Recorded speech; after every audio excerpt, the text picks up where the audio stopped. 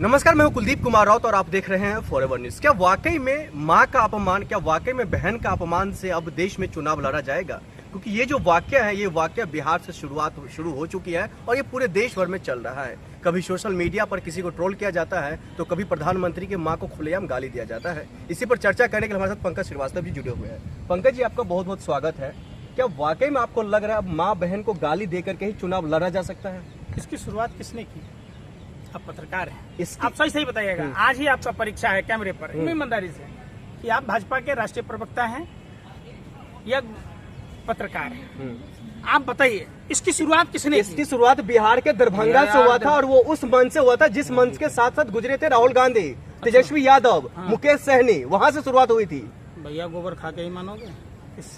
शर्म करोगे? पूरी भारतीय जनता पार्टी पूरा यूनिवर्सिटी है गाली गलौज करने वालों का, और उसके HOD, head of the department, देश के प्रधानमंत्री नरेंद्र मोदी हैं। प्रधानमंत्री जी जब हिमाचल जाते हैं तो शशि थरूर जी की धर्मपत्नी स्वर्गीय सुनिंदा पुष्कर जी को 50 करोड़ का गर्लफ्रेंड कहते हैं। प्रधानमंत्री जी अगर उसी भाषा का इस्तेमाल अगर आप पर किया गया होता तो आप क्या करते? फिर छाती पीट रहे होते, रो रहे होते। आपने कांग्रेस को क्या बोला था? 125 साल की बुढ़िया।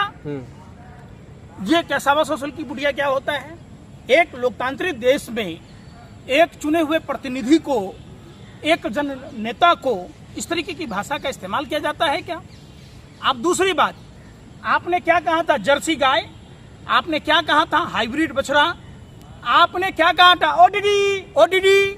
सुन लो, अकबकाओ मत, हम समझते हैं, तुम्हारा दर्द समझते हैं।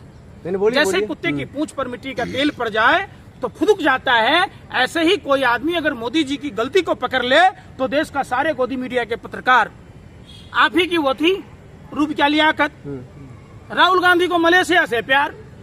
नहीं, उस पर हम आएंगे, लेकिन पहले ये बताइए, बिहार में सिर्फ गाली ही बच गया चुनाव लड़ने के लिए? भाई सुन ले रहे ना, गाली की शुरुआत देश के प्रधानमंत्री जी ने खुद की है।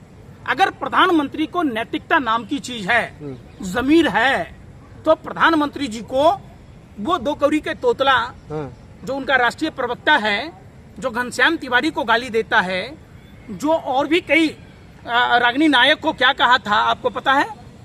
आपको पता है कि राजद की महिला प्रवक्ताओं को क्या कहता है गौरव भाटिया? आपको पता है टीवी डिबेट में बैठकर किस तरीके से गाली गलौज इस्तेमाल करता है? अपने आप को सुप्रीम कोर्ट का लॉयर कहता है। अरे भाई, तुम्हें बोलने की तमीज नहीं है? तुमने कानून की वो किताबें किस लिए पढ़ी? अरे सुन लो, मैं समझ गया तुम्हारी किस लिए रहे, आपके नेताओं पर एफआईआर दर्ज हुए इसलिए आप बिलबिला रहे हैं। भैया सुन लो, राहुल गांधी में क्या सावरकर का खून है? गांधी नेहरू परिवार का खून है। सुन लो, अरे सुन तो लो, में एक एफआईआर हो गई है तो प्रेस कॉन्फ्रेंस हो रही है। सुन ही नहीं रहे ना, सुन ही नहीं रहा।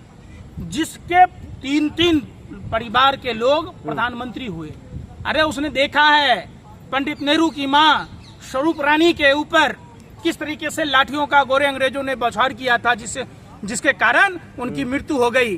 किस तरीके से पंडित नेहरू 11 साल लगभग जेल रहे।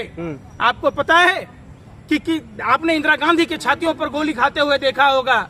आपने राजीव गांधी के चित्रे देखा। वो राहुल गांधी के शरीर में वो खून है कि वो डरने वाले नहीं, उनमें नेहरू गांधी परिवार का खून है। तो आप एफआईआर से मत डरो। देश की आजादी के समय अगर वो एफआईआर से डरे होते तो आज देश आजाद नहीं होता। इंडिया अलायंस के तमाम नेता कह रहे हैं जो चुनाव से पहले जेल भेजने की साजिश हो रही है। सुन नहीं रहा ना तुम लोग पत्रकारों का यही गलती है। अपने ही गाए जाओ, अपने मियां मिट्ठू बने जाओ।